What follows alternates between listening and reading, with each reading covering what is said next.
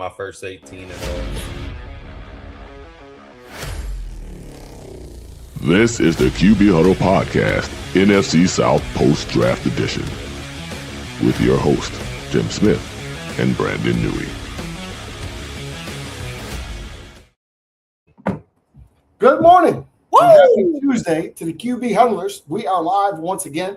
I am back from New York. I am Tim Smith. Brandon Newey is still in Texas. There he is, right there on my side in the heat. It is hot. It has gone from 70s to damn near 100 in the last couple of days. I came to work and was shocked how hot it was. How you been, man? It's been a little hit and miss. I've been gone for like a week. Yeah, man, it's been good, man. Just playing a lot of golf, getting back into it, taking the young bull out. It was his graduation this past week from a good old kindergarten Montessori. Man, not a dry eye in the building. That was a special one. So shout out to his teachers and that staff. They do a great job. My mom came down. We got to go all see the movie Michael. My third time seeing Michael. Gets better every time.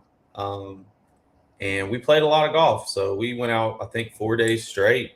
Man, twilight, last tee time of the day, and go out there and play a 9-hole and watch the sunset and go get some pizza. So it's always cool just to see my guy just, laugh and giggle when things are going well. So I got to play Dr. Phil when things are going bad, a bogey or worse. And I got to play my first 18, which it was fun. But, it's golf is hard.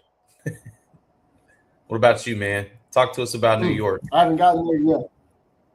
Yeah, I haven't gotten to 18 yet. I'm still trying to figure out how I can go out there and at least play 9 until I get this back surgery. But New York was awesome, man. We were there for a week, just about, I think, 4 or 5 days. I don't know. Speaking of pizza, had pizza just about every day.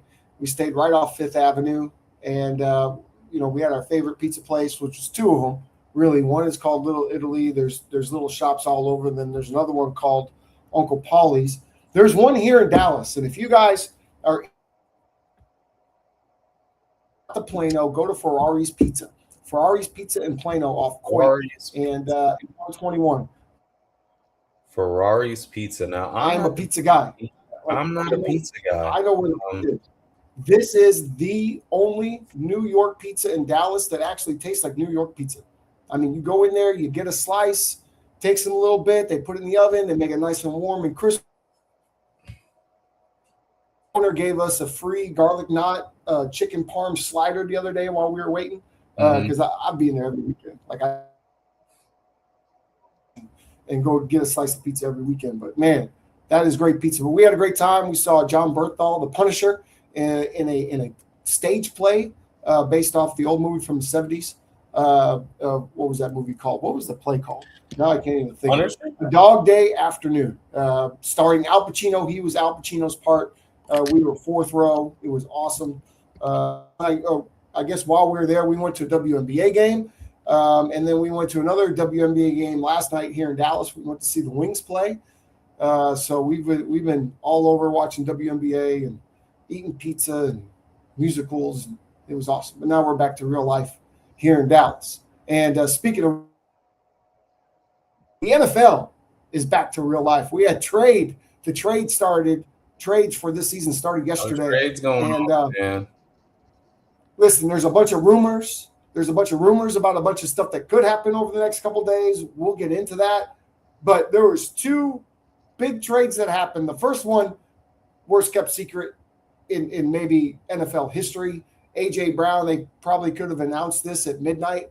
A.J. Brown traded to the New England Patriots. I think we all knew that was going to happen. Yeah. Now that it's real, and he's out of Philly.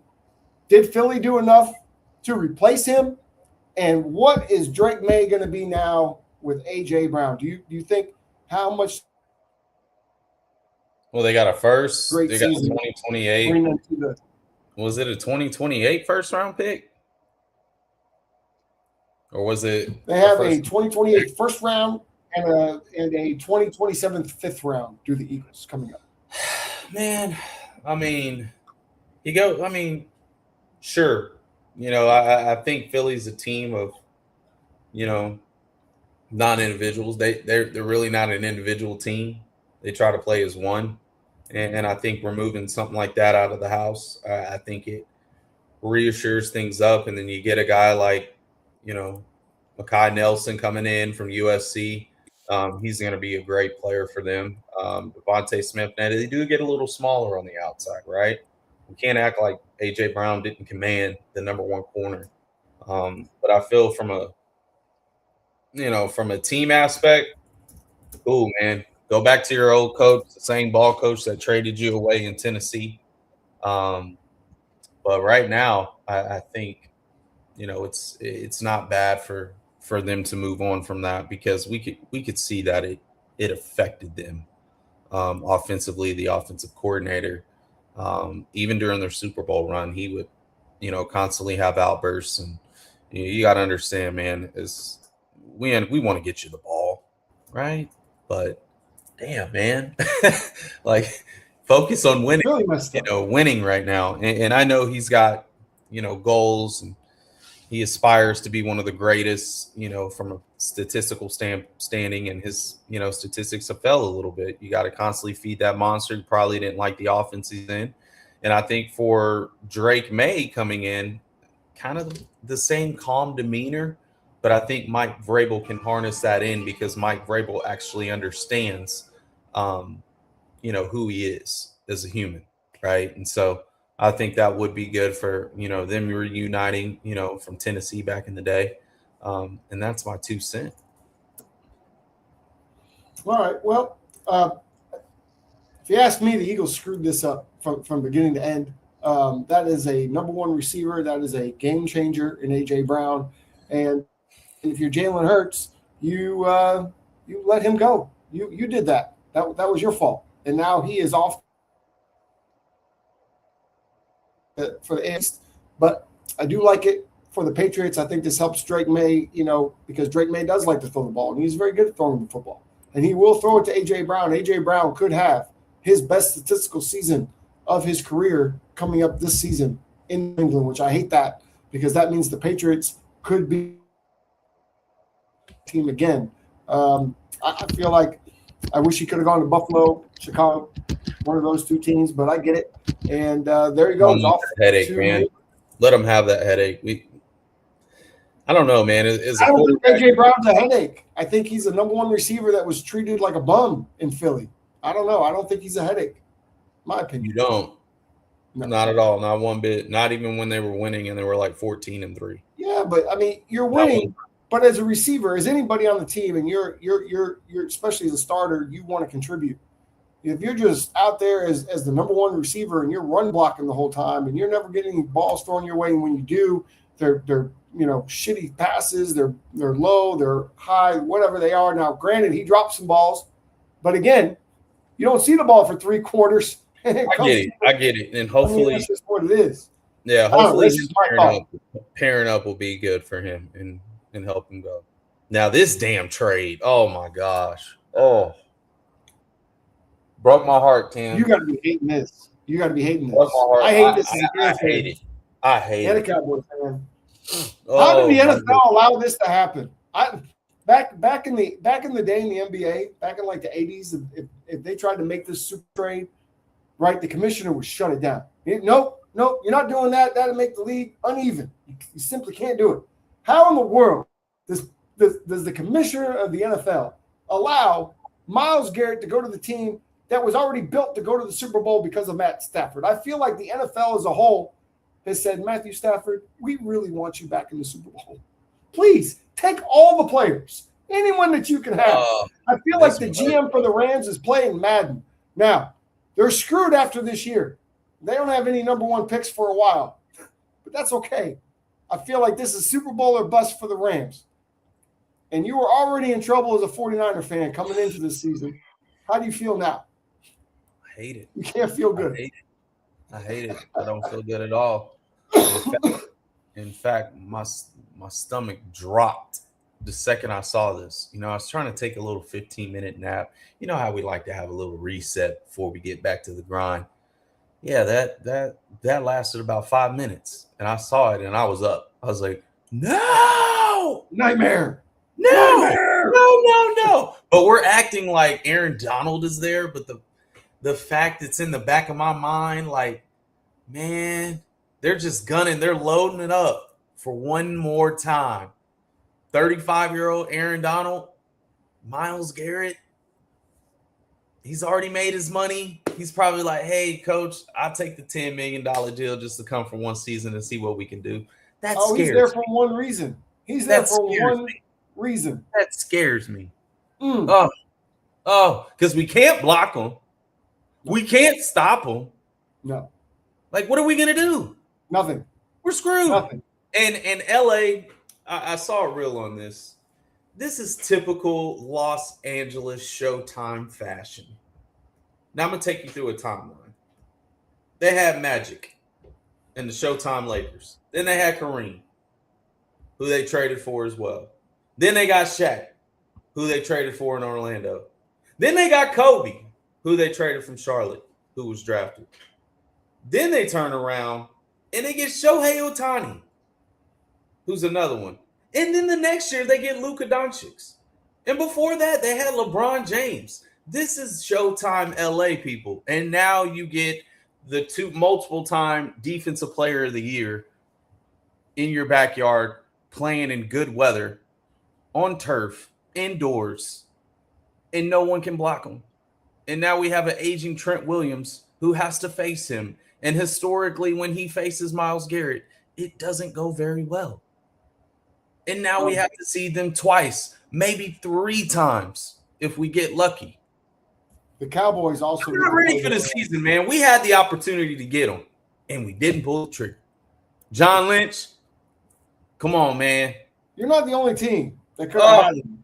This hurts. He said for years he wanted to come to Dallas. The Cowboys didn't make a move. The Cowboys now have to play them this year.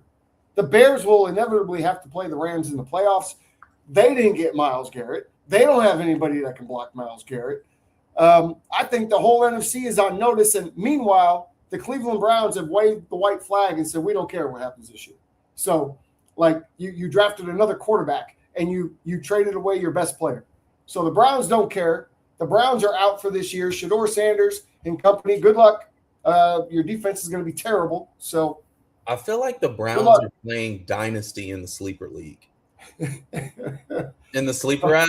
Like, so there, for who don't know, guys who are obsessed with fantasy football, there's a year-round league that you constantly keep players, trade and swap and go. I feel like that's what the Cleveland Browns are doing. They're just playing in the Dynasty League right now. They're like, hey, let me go get young. Let me go get a first round. Let me go get a second round and a third round pick. Because historically, they draft pretty well outside of quarterback. Meanwhile, a lot of their picks have become stars. The Rams are doing the opposite. The Rams are doing what I do. The Rams don't care about picks. They put the league on easy mode. They've turned off the salary cap, and they're just signing all the players that they can. They play Madden just like me, and I appreciate it. Well, if you remember, they gave up all those picks and said, F the picks, and they won the Super Bowl the same year. So I think they're having the same philosophy here. Now, the only difference is you don't have Aaron Donald. So you have to find a way to influence him to get back on the team. Is he going to come back to the team out of desperation, or can you find some of these young guys who can step up and replace that? Because now you have arguably one of the greatest defensive players of all time on your team in his prime. The Rams have gone all in. The Rams have gone all in for Matthew Stafford. It reminds me of like when Reggie White was traded to Green Bay, and no one like, what? Yeah. Why? He just paired up with who? Brett Favre. Oh, Lord. This is a problem. This is a problem at least for next year. Gives me that vibe. It's a problem. How do you Here's another problem to me. I'm playing with them on Madden. You heard it. Sleep last night. Nightmares. If I'm Jackson Dart, I did not sleep well last night because my receiver core is just abysmal. And we added Odell Beckham to the New York Giants. Listen, apparently, if you go and play flag football on TV and have a couple of catches, you can play in the NFL again. Tom Brady, who's going to sign this man?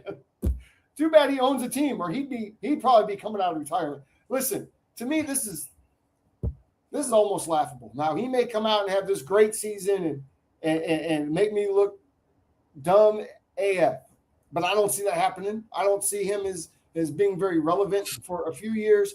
And you're an Odell guy. How do you feel about Odell Beckham coming off the couch because he had a couple catches in a flag game and being signed to the Giants? When you told me this, by the way, I thought it was so he could retire a Giant. I really thought it was like a one-day deal. I didn't think it was real. How do you feel about it? I like the move. Odell being in the NFL definitely creates some spark, especially with that team. Now, are we getting the same Odell that was once was drafted to? No, we're not. No. Right? We're getting a guy who's a veteran, who's been there, done that, who's had his awards, who's had his ring, and he's coming in there and being a voice for the younger guys. But a lot of these guys that are playing nowadays was influenced by him. Right? He's one of the biggest influences as a receiver in this generation. So having him back, having him back could help, especially a veteran presence. They already signed another guy in Juju Smith, another guy who's won a ring, another guy who was influential in the beginning. But these are guys who are just helping the young core get better.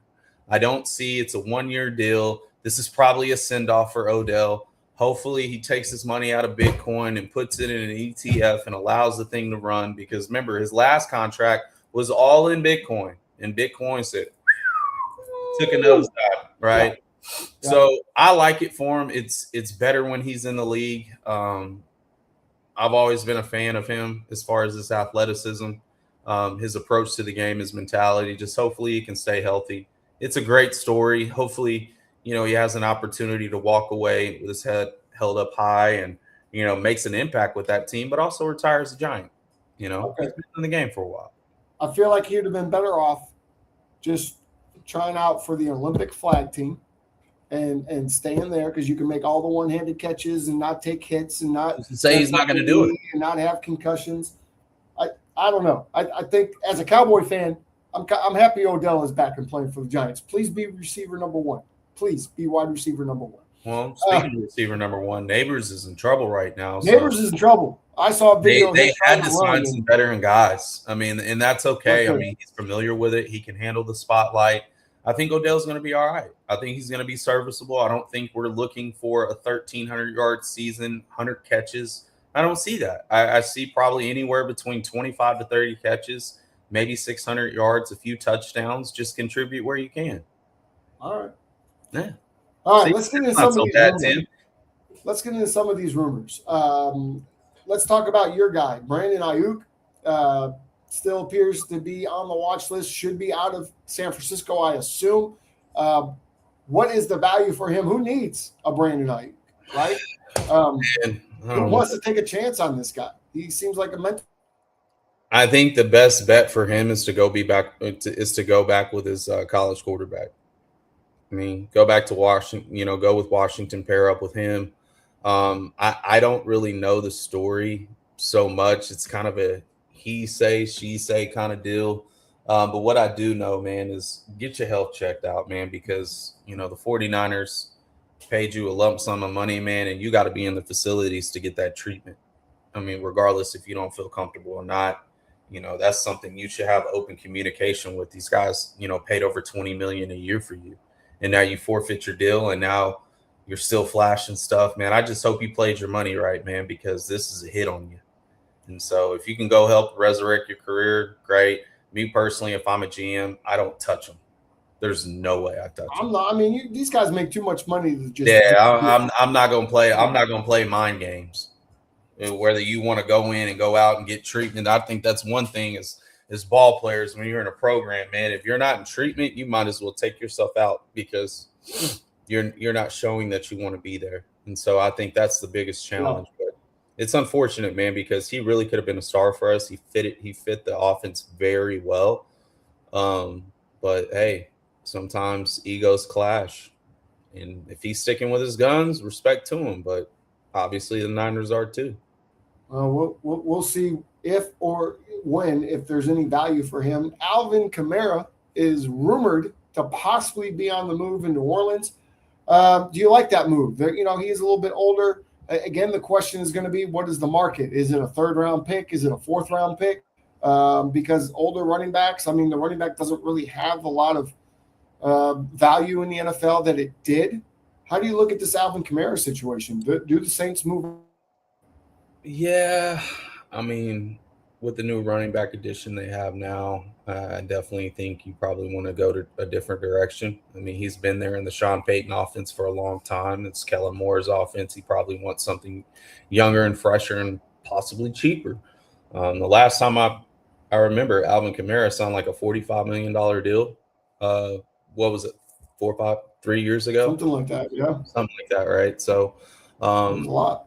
And he's never had over 1,000-yard season as a running back. So, how do you take that? Great out of the back. Piled up. No, he's a great player. But I think he could be a phenomenal third-down running back. Phenomenal. I'm talking Marcus Allen type phenomenal. Because he has an itch for the end zone. Maybe the Bears might look at him. Maybe third down, put him in, sprinkle him in. He can catch from the backfield. He's a red zone nightmare. Dude, you can get a lot out of him, but you don't have to wear and tear him.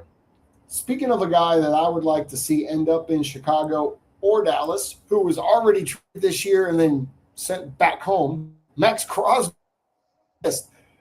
I have to assume, being that he was traded and then sent back, there was already a little bit of turmoil there in Las Vegas. I have to imagine that hasn't gone away. So I wonder, where does Max Crosby end up? And I'd like to see him, obviously, with the Chicago Bear defense as it is. Josh Sweat could be on the way out. I would love to see Max Crosby in Chicago. He really wants to be in Dallas, it would appear. It looked like he had bought a house, I think, in Dallas just before he traded to Baltimore.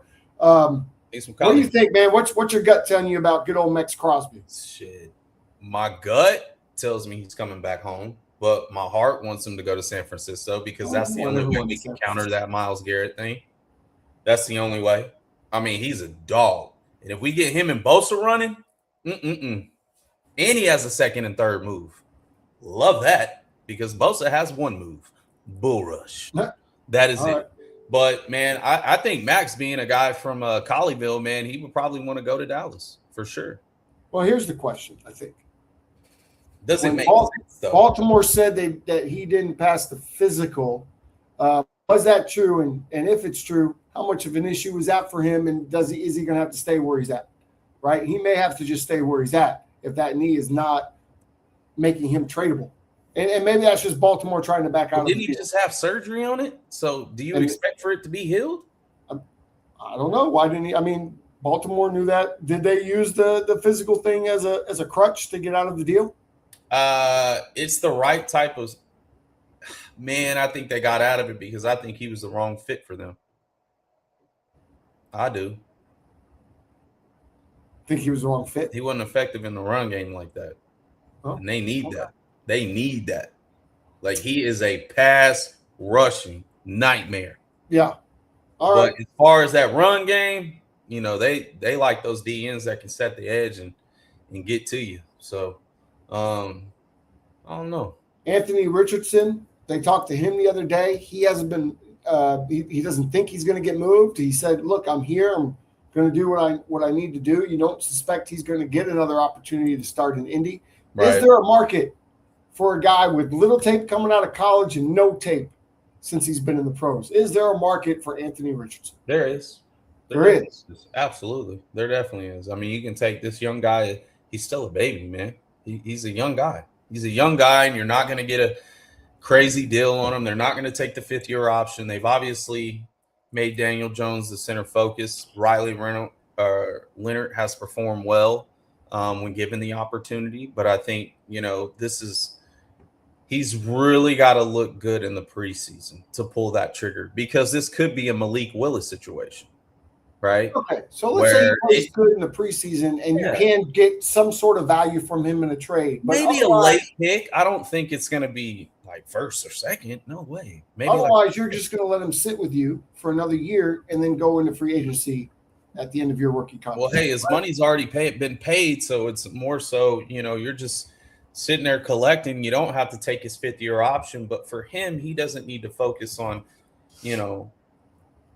trying to start. He needs to become the best version of himself and the best he can possibly be, to put himself in a situation to where maybe it's like a Malik Willis, maybe it's like a Geno Smith, where you learn from these veterans and you gain that experience and you take that into the preseason and you put on a great performance, regardless of who's in there, who's not. So I think that's what he's got to control. Don't worry about starting right now. Just worry about winning the day each day, because he is a very talented kid. I mean, we can't throw in the towel on a guy who did tap himself out. Like, shit, he was running around. Like, I get it, but hey, kid, you can't do that anymore. Throw the ball away, right? So it's just learning these things. I mean, he was a 20-year-old kid drafted in the NFL. I get you. Do you remember yourself at 20 years old? Barely. I was in Korea, though. You know what I mean? I remember myself at 20 years old. Hell, I threw a dirt hop in my first start on an out route. So I can't imagine the pressure of the NFL that he has, but he's got all the tools. You were throwing dirt balls at 20 and I was throwing grenades at 20. So yeah, two different things. A little bit different. Cole Kmet. Oh, go ahead. You had another thought. I think for Anthony Richardson, man, it's just more about, staying in the film room, staying healthy, learning how to take care of his body, and, prep like a pro. What is he, 23 years old right now? 24, right? So hopefully he's starting to, build a little bit more maturity there and just take the right approach, man. But his career is far from over. Okay. All right. I'll believe you. I don't think we will. Doubtful if we ever Anthony Richardson take meaningful snaps in the NFL at this point, is what I'll say. Cole Kmet, the Bears drafted another tight end. They had Loveland they drafted last year. They got Sam Roush from Stanford this year, their 69th overall pick, or the 69th pick. So that does make Cole Kmet expendable. Cole Kmet has been a staple tight end for Chicago. He is a very good blocker. He is an underrated pass catcher. Do the Bears have 3 tight ends, or do they go ahead and move Cole Kmet and try to get some value for him? What are you going to do if you're the Bears GM? I think you hit a heavy 13 personnel. I think you got 3 of them that you can work with. If Cole Kmet can get a little bit more affordable, obviously they took a guy, in the later round of a tight end, but you have a young rookie you took in the top 10, I believe, last year from Michigan, right? So we're trying to build him up. Maybe this could be Cole Kmet's like, hey, let's get it 1 year. Let's take a deal. I would run heavy 13 because all these tight ends are enormous. Well, I don't have a problem with 3 tight ends on the team because the Bears run a lot of 2 tight end set. No, right? McVay runs it. Mm-hmm. And this is the NFL. There's injuries abound in the NFL. So it's good to have that third option. Loveland really came on last year, particularly in the red zone. He came on towards the end of the year as a big-time pass catcher on both third downs and in the red zone. Cole Kmet, of course, the big catch in the playoff game.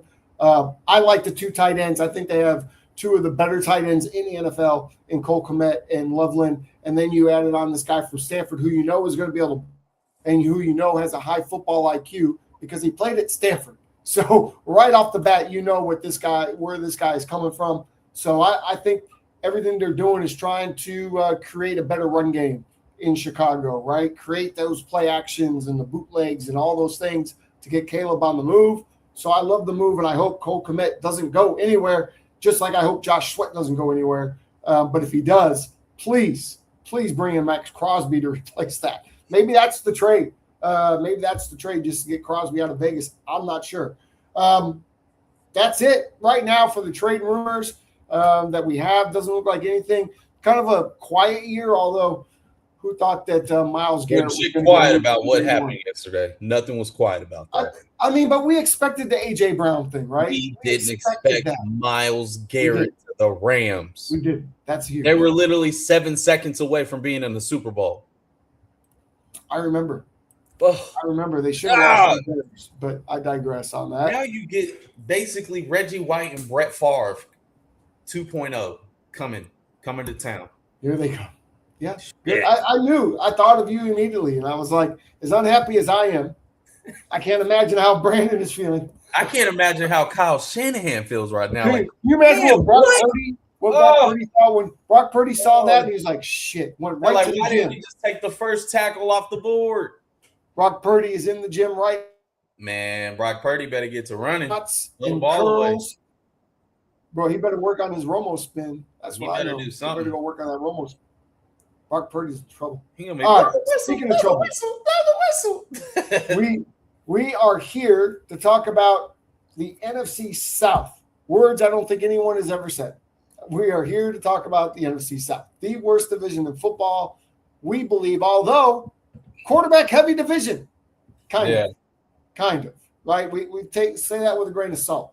We got the Falcons, the Panthers, the Saints, and the Buccaneers. Right now, it's Baker's division, in my opinion. Is it Baker's division? Because his ass wasn't even in the playoffs. It's Bryce Young's division.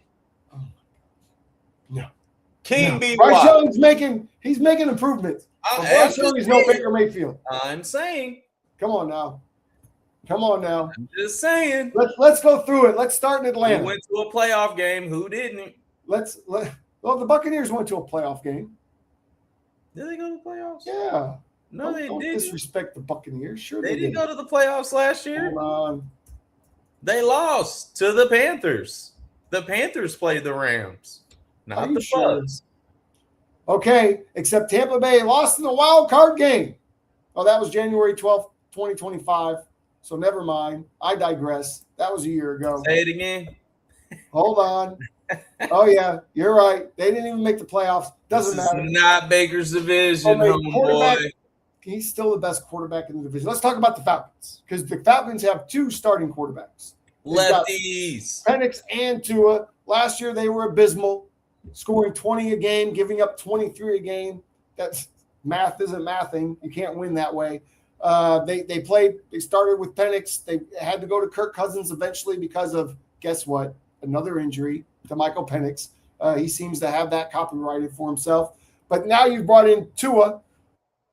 All signs are pointing that Tua is the quarterback of the year.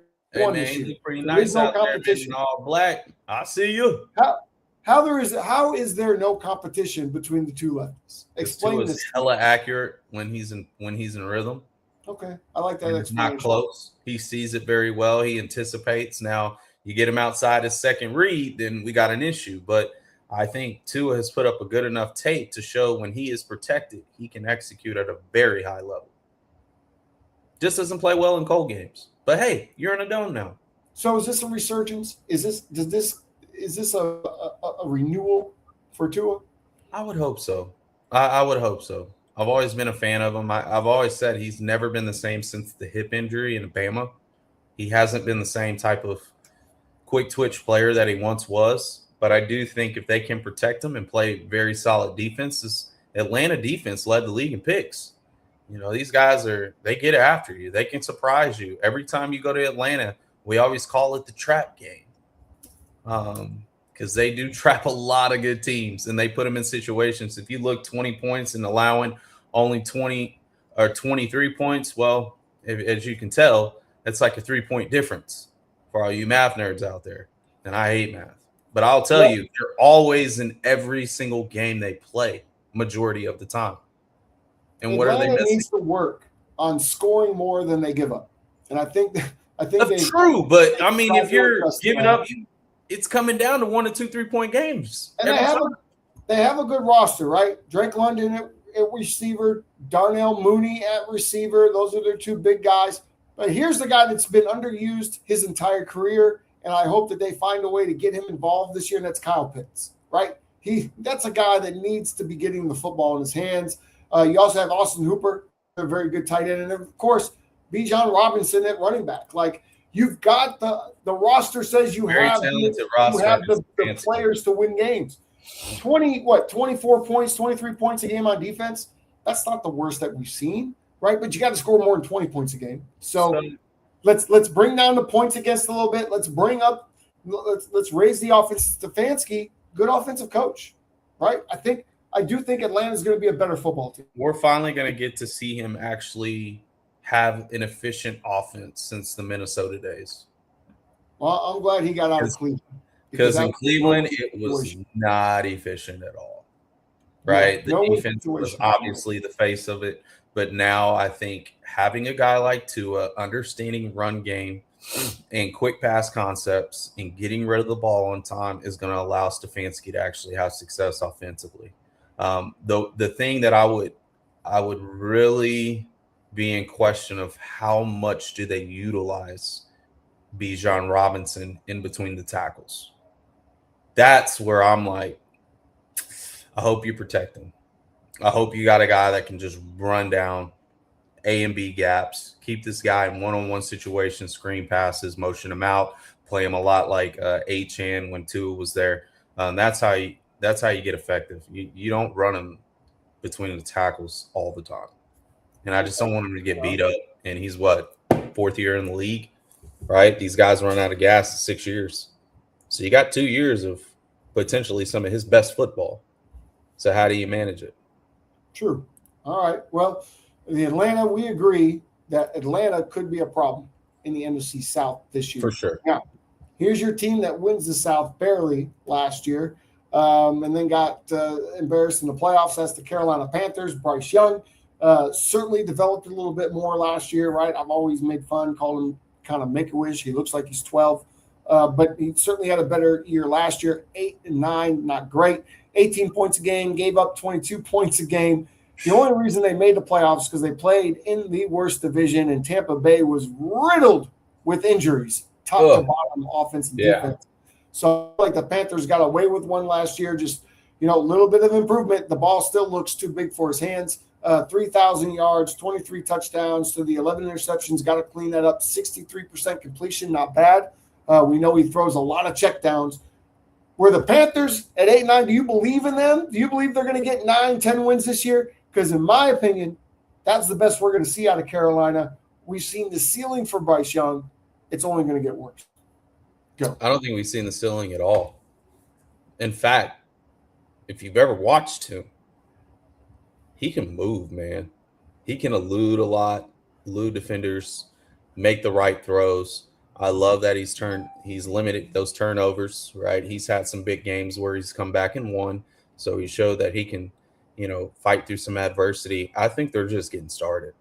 I think that is a young, hungry team with a young coach that understands that division, that has won that division as an offensive coordinator with Tampa Bay, and now as a head coach with Carolina. I think adding, more volume, adding some of the defensive players for them. I think, they're young, but they could really drive this division. And so playing there, they obviously know it's really tough to play there now.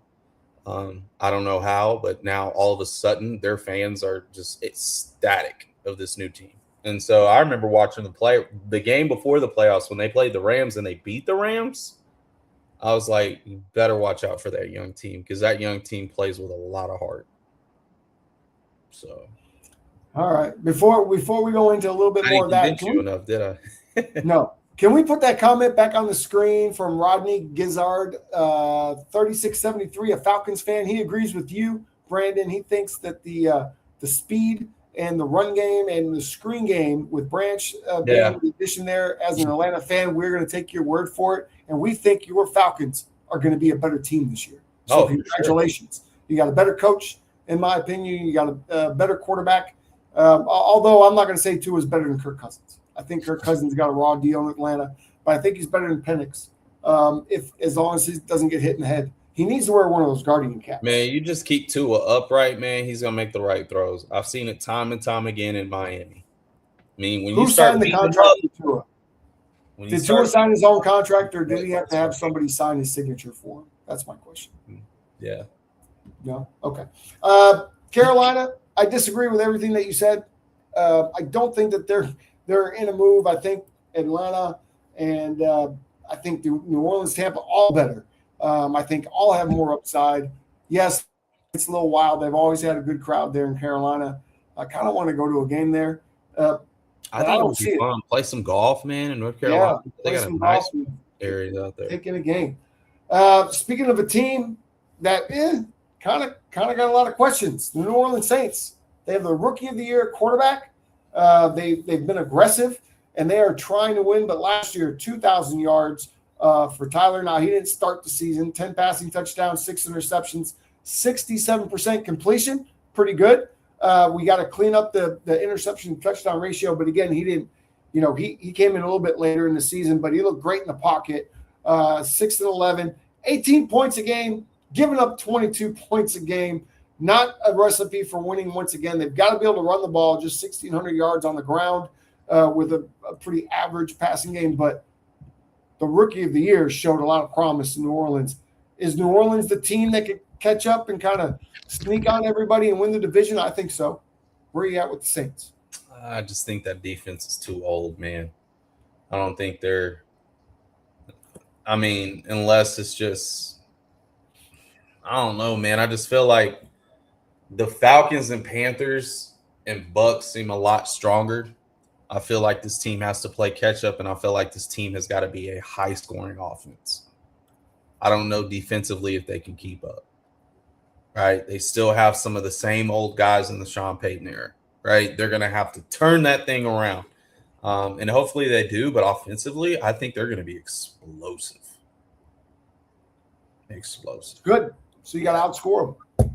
Yeah, they got to get fresh on the line. He's got more weapons, right? I'm just anxious to see. I think this division is, despite us talking about each division week in and week out, this division might be the biggest toss-up because all of them are getting younger. All of them are getting better. The quarterback situation seems to be pretty solid, right? But I think, a Kellen Moore offense with Tyler Show just depends on his turnovers. If he can't turn, or if he doesn't turn the ball over, then they can score points. Look out. I don't know if they're going to stop anybody, though. Okay. What do you think? I think they're still where they're at. I don't know what to think about the Saints. I do think that they're a team that can surprise teams. I think when you have a good quarterback like that who's only going to get better, I just don't think their roster is very good. That's why I say surprise teams. It's going to be tough. They need to put it together. They need to run the ball more effectively. I don't see it. Play action. Defense obviously needs to step up. They, to me, I say a surprise team maybe, but they don't look as stacked as the Falcons do, on paper. So you have to look at that. I think that they are better than the Panthers by a little bit. I think they might in the next year or two even be better than this team. And that's because I think this team is starting to reap the punishment for winning a Super Bowl with Tom Brady. And that's the Tampa Bay Buccaneers. Because that roster is not filling out very well. They do have Baker, but they just lost their number one receiver. The defense is average at best, getting older. And I don't know how you are possibly able to replace a Mike Evans. 8-9 a year ago, just missing the playoffs, 22 points a game, giving up 24. Again, this is a theme in the NFC South. They score less than they give up, apparently, per team. That's why a team with only 8 wins can win the damn division. It's ugly. I think Baker's the best quarterback in that division. I agree. The Buccaneers just aren't very good. He only had 3,600 last year, 26 touchdowns to 11 interceptions, 63%. That's not what you want to see out of a Baker Mayfield now. He had an injury-riddled receiver core a year ago. Ibuka did step up as a rookie, but Chris Godwin was out. Mike Evans was out throughout the year. The running game, you had running backs out. The whole line was hurt. Defense was messed up. Can they put it all together, Brandon? And can Baker Mayfield have a comeback here without Mike Evans on the sideline? It's possible in this division. But I also say for Baker Mayfield, it's time to show him why you were the number one pick. It's time.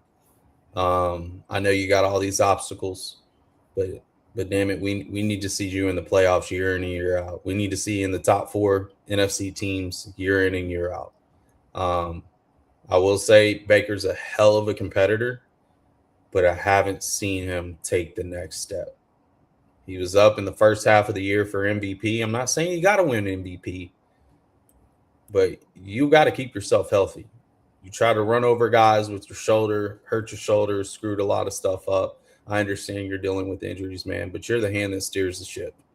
And they need you more than anything. And I, as a Baker Mayfield fan, an OU fan, I really want to see him shine. I do. But he knows it's time. He knows it. It's time. That's all I'm going to say. It's time. You should win this division. You should be in the top 4 NFC teams heading into the back end of the playoffs. Yes, that's what I should see out of the Buccaneers every single year with a quarterback like that. Okay, Every year. well, listen, Chris Godwin, he may be able to play half the year based on his recent injury issues. Ibuka, obviously, great receiver. Tez Johnson, okay. Jalen Millen, Sterling Shepard, veteran, okay. Your tight ends, Cade Otton, pretty good. Who just signed. Payne Durham. Running backs, Bucky Irving, Rasheed White. Both. You got Chris Gainwell. Both need to stay healthy, right? That's the biggest thing to me. And the defense. The defense is pedestrian. They're getting older.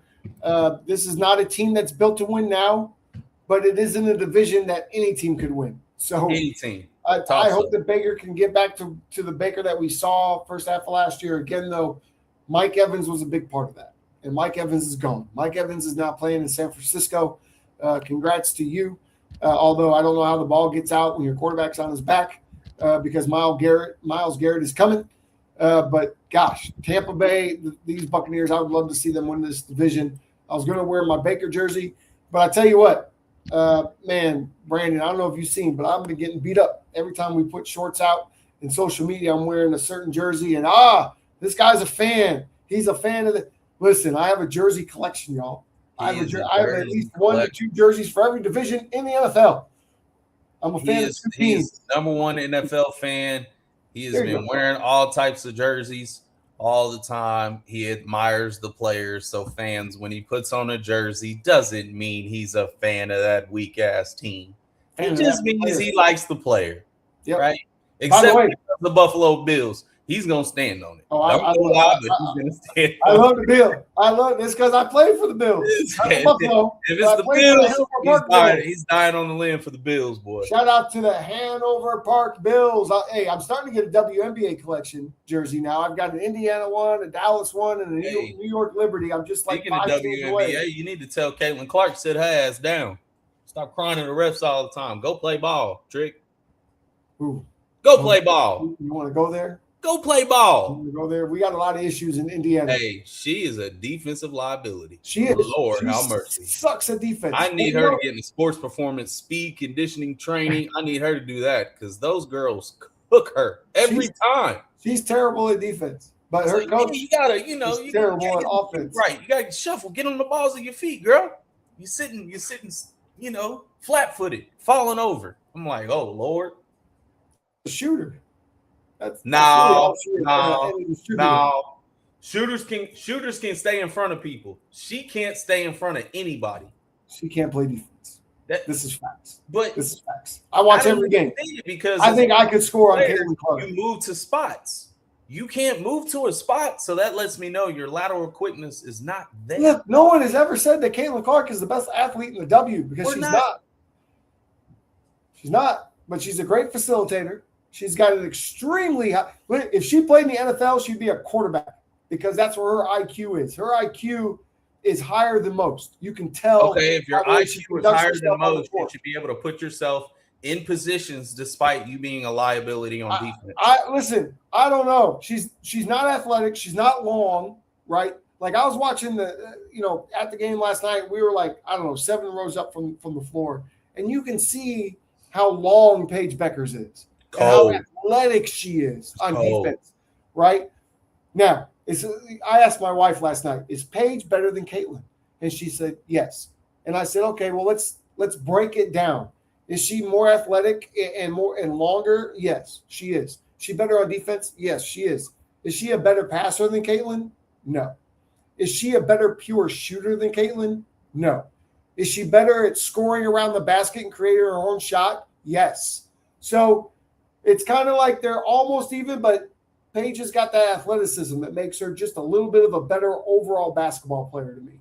Paige Beckers. I love her. I guess I don't see what you see in Caitlin Clark. Like, I've always just seen her shoot. All right, she's a shooter. Cool. Now, you got to watch these games because she is playing. But I don't want to watch the game. In Iowa, she was the shooting guard. She was the off guard, and they would run plays for her to get open shots. In the WNBA, they're not doing that for her. She is the point guard. She gets the ball after a basket is made. She gets the ball and gets defense immediately. She is the only player I've seen in this league that gets defended for 97 feet. Right? She's getting double teamed at half court, trapped almost every single time. And the Fever for 3 years now have not come up with a way to get her from not having to bring the ball up because she's the best passer in the league. Remember now, she's the fastest player ever. She's the fastest player ever to 500 assists by 30 games. Okay? Fastest player ever to get to 500 assists. And she'd have more if her teammates could catch the ball or put up a layup after she drops a dime. Like, she'd probably be at 700 assists by now. I guess I just don't watch her game. She's one of the best passers I've ever seen. Like, she's up there. That's why I say her IQ is so high. Every pass she throws puts her teammates in position to score the basket. So is she like Dawn Staley? Do you remember Dawn Staley? I do.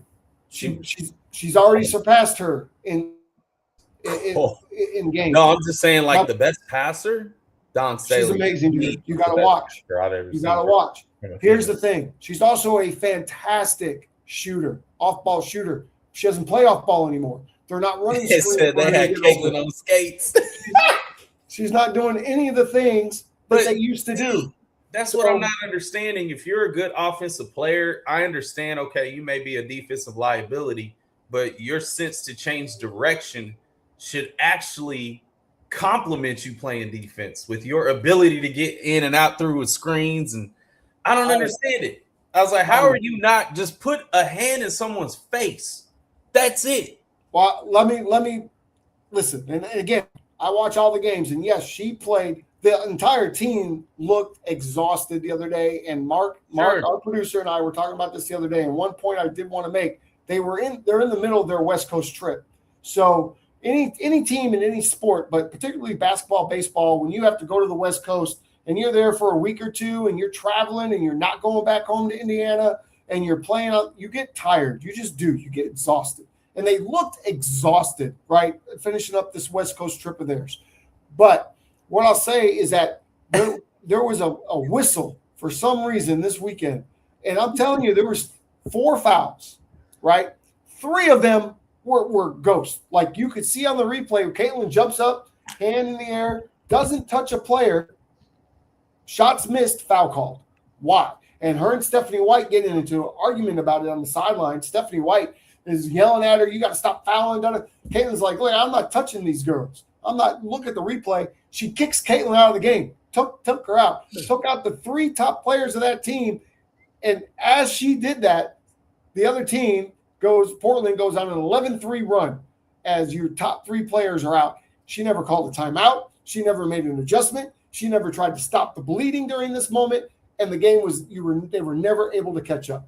I need you to watch some of these games. Man, you need to show me some, because I ain't seen nothing from Caitlin Clark. All I just see is she's getting put in the spin cycle on isolation. So Mark, our producer, the problem is she's not playing the right position. Yes, she is a liability on defense. That's not a question. They're not doing anything to help that, and they're not using her off the ball to open up for her to get. She has to create her own shots, which is absolutely ridiculous. Because she's one of the best pure shooters. That's why when she went to the league, she was such a big deal, right? Mm-hmm. If you watch her in Iowa, by the way, the line doesn't change, right? The 3-point line isn't any further than it was. The basket didn't get smaller. The defense got different because you're not running double, triple picks for her to get wide open. You're asking her to beat this person off the ball and shoot a 3-pointer, and that's just not her game. That's not what she does. And so it's very frustrating to watch as a Caitlin Clark fan, but I love the W as a whole. And watching Paige Beckers in Dallas last night was a lot of fun. It was a Governor's Cup game, is that a Commissioner Cup game, rather? So they have the different colored ball, and they get different points for wins. And when we left the game, they were up by 30. So why does she make all these antics like towards refs? I know we're getting on the Caitlin Clark subject, people. There's a couple of things that even as a Caitlin Clark fan that really get on my nerves with that, bro. And that's one of the things. She's been doing that since Iowa. Her dad used to yell down in the middle of games, "Shut up! Stop yelling at the refs!" And she would still do it. She definitely has that. He's tripping. The coach does need to set her ass down. Maybe understand. Coach needs. Not one person's bigger than the program. Coach needs to be fired. They need to bring in Cheryl Miller. What? They need to bring in Cheryl Miller. She needs to be the coach of the Indiana. Oh yeah, Cheryl wouldn't play that shit. Listen, Cheryl wouldn't play that. You've got a coach. You've got a girl that was never able to get off the bench. Stephanie White couldn't get off the bench in the WNBA, and you've got her trying to coach Caitlin Clark. You need a coach. Certain people are really good coaches, though. Certain players can be really good coaches. You need a coach she can respect. I don't think Stephanie White's it. Well, she also needs to stop making antics like that and just go play ball and get a mentality. Damn, I wish Kobe was here because I can't listen to you though. You don't even watch the W. But I watch the stuff they're watching highlights that Angel Reese fans want you to see. Like, why is she? She's like, open your eyes. I was like, oh my. I'm like, Tech, get your ass out. You know you can't talk to the refs like that. You know you talk to the ref or get mad. You be like, hey, come on, ref, come on now, come on. These bitch ass W refs, you talk to them anyway. Man, no. See that's a problem because young girls are watching her.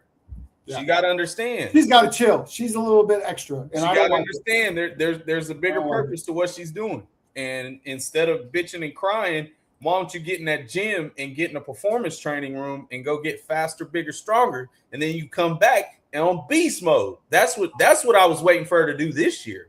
Oh. I thought she was going to come back a totally different looking player because most of them do. They fill out real quick. One of those first 2 years, if you look at Kelsey Plumlee, if you look at Sabrina, they do that. They get bigger. Jersey, actually. How about that? I have a Sabrina jersey. Yeah. I'm a Kelsey Plum fan. She's cold, bro. And she's a lefty. She's got a lot of antics, too. I'm not saying that, Mark. What did he say? I couldn't. What? Am I missing something? All right. Let's get into this Let's get into the UFL, right? Let's get into the UFL. By the way, if you're here in Dallas, go to a Wings game. They're a lot of fun, and Paige Beckers is fun to watch live. Big picture, week 10. Closed out the regular season this week for the UFL. We'll get into the playoffs. Orlando finishes in the top. St. Louis is at the number 2 spot. Louisville and DC are also in the postseason. So here we go. The Dallas Renegades pulled off a big win, big upset win. Didn't change the outlook of the playoffs, but they get 2016 win. A little bit of the spoiler there. Austin Reed, 3 touchdown passes. Big game for Dallas. St. Louis is still heading to the playoffs. Dallas is not. The Houston Gamblers beat the Birmingham Stallions 26-13, knocks Birmingham right out of the playoffs. Well, it's such a disappointment, man. That is for Birmingham, not so much for Houston. Houston controlled the game. Well, Birmingham was one of my favorites, man, because they came into the league, right? They were one of the originals, right? So when they had a different league and came in, they've always had a good program. And I'm just shocked to see AJ McCarron take that step back with DTR at the helm. I'm just shocked. Hopefully they turn it around and get it going again because this was a shit year for them. So here's a tough one, and we're about to see a rematch of this game. But the Orlando Storm 23 over to the DC Defenders, our DC Defenders 29-23. Orlando kept it rolling. They're the number 1 team in the league as an expansion team. DC, of course, fighting quarterback injuries and just trying to make it through. But they're going to play again this week as a number 1 Orlando Storm will host the number 4 DC Defenders, while the St. Louis Battlehawks will host the number 3 Louisville Kings in the playoffs. It's going to be big. Can the DC Defenders lean on their experience from the playoffs from a year ago and win on the road in Orlando, the team that's been number 1 since the beginning of the year? Yes, because it's hard to beat a team twice. Especially in that situation. Especially in that situation, when I saw that they lost, I was like, that's okay. That's fine. That's fine. Okay. That's fine because for Orlando to still stay on a streak like this, they don't know what it's like to lose. And DC knows what it's like to overcome and to fight and deal through adversity. This team has been together for at least 2 years now, or 3 seasons. And so hopefully they can get some guys healthy. Yeah, they're going to be on the road. I think they can pull it out, man. Of course, we're rooting for Coach Harris. We're obviously going to be biased towards our guy. I know he's more than capable of getting his guys where they need to be. They got good leadership in there, and they've won it before. They've been there before.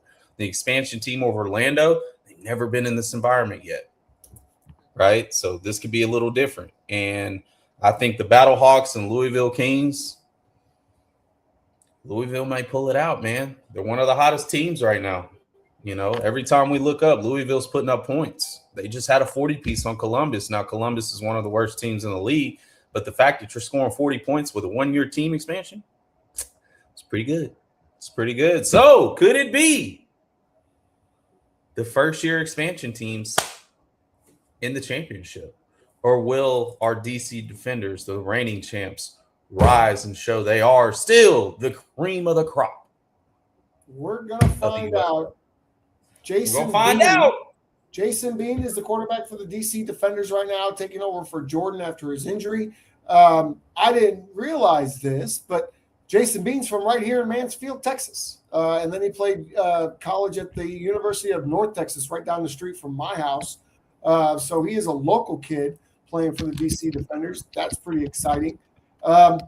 Listen, I got the Defenders, and I've got the Louisville Kings winning this weekend. I've got the Defenders playing the Kings in the championship, with the Defenders defending it one more time with a backup quarterback and winning it all in the UFL. What say you? I got the DC Defenders, man.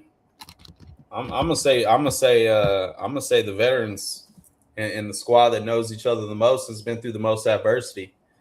I think that experience matters. I do. And especially when you're winning so much, you get caught on a high. I'd rather lose early than lose late. And neither team has experienced that yet. And so don't be surprised if you see some upsets there. I think the Battlehawks in DC could end up back in the dance. Oh, you got St. Louis in DC. Yeah, and what if Jordan comes back and he's fresh and now he takes on his former team that took him? Jordan's not coming back. It was a season-ending injury. Oh no! I thought he might be able to come back. He's not. Sorry, Jordan. Sorry about that, Jordan. You're my favorite quarterback in the league, if that matters. So I thought he was up for MVP before this. He was playing great, and it's just Plummer's going to win MVP. It's a tough pill to swallow when your MVP caliber quarterback goes down. But if anybody can rally and get the job done, it's Coach Harris and the DC Defenders. All right. You thought you'd be there. Here you are. Let's go. Where are we next week? Are we AFC South next week? Is that what we're doing? I think we're in the North. Are we in the North? Mark says yes. Go to the most scattered division. Oh yeah, we've done. So we got two divisions left. We got the AFC North and the NFC North. That's it. AFC South. All right. So next week we travel to the AFC North. And I say that because we want to try to get Robert Kent on for the NFC North conversation because he is a Lions fan. We want to get him on for that. So let me start working on that today for 2 weeks. Did we talk about the AFC South? I don't think we have. We got a few more. No, I think we did. No, I don't know. I got to ask. We did. We got three. The NFC East. We attacked the AFC West. We attacked the NFC West. Then we just did the NFC South.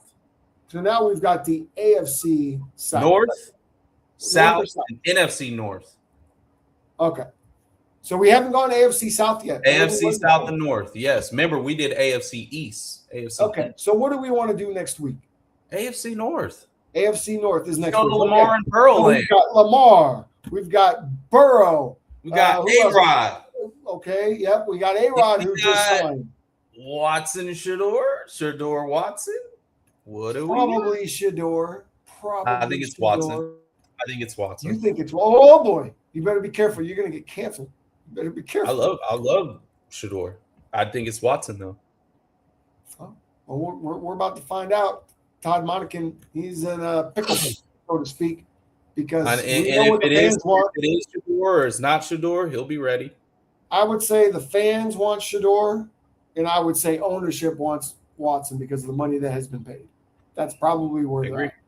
Of course, they did draft another quarterback just so they can have more controversy. Why not? Why not have 4 quarterbacks in And the they room? may draft another quarterback and go with Arch Manning next Arch year. Manning next year to Cleveland, #1 pick. Stay We can see tuned. it happening. Oh, run, Arch, run away.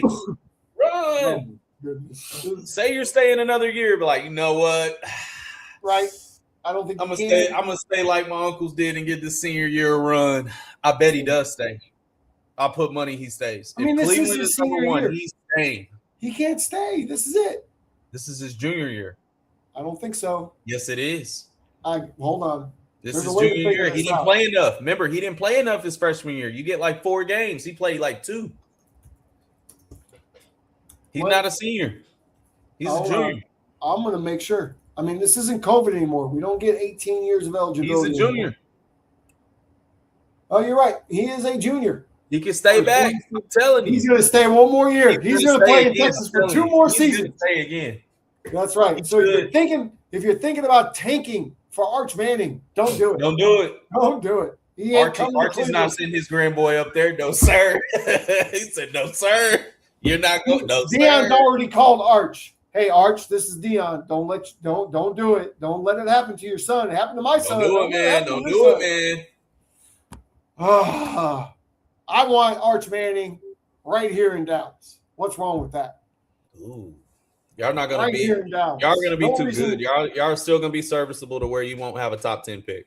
That's the sad part. You're gonna be right in the middle, just like you are for the last 30 years. Thanks.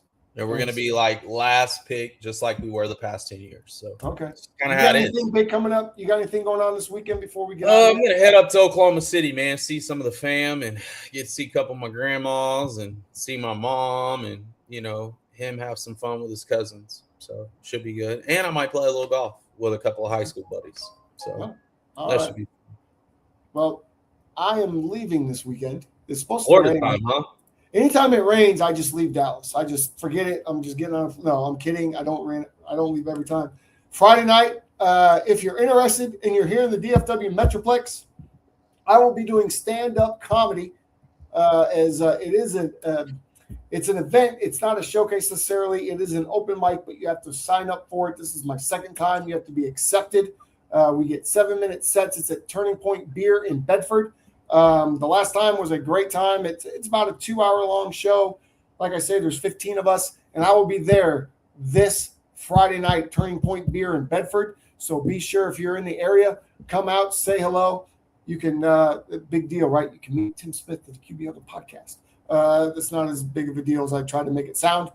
Brandon will not be there because he'll be in Oklahoma. And then Saturday morning, I am not in a private jet like a real baller, but I am on American Airlines, headed down to Orlando because Saturday night my wife dances in the competition, so I'll get to see that. OG, win it. And then Sunday we go on a private tour of Universal Studios.